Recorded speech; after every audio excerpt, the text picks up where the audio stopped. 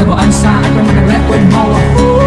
Em đừng quên ta rồi, chẳng một lời chưa đi quên rồi, em quên rồi. Anh cứ đi xa nơi này sẽ không còn nơi đó, cứ đi xa nơi này sẽ không còn nơi đó. Cứ lần mà thôi chán nhẹ đi những niềm đau và nỗi buồn. Rồi anh giờ đây cô đơn mình anh một giấc mơ. Em cứ đi xa nơi này sẽ không còn nơi đó, cứ đi xa nơi này sẽ không còn nơi đó. Cứ lần mà thôi chán nhẹ đi những niềm đau và nỗi buồn. Rồi anh giờ đây cô đơn mình anh một giấc mơ.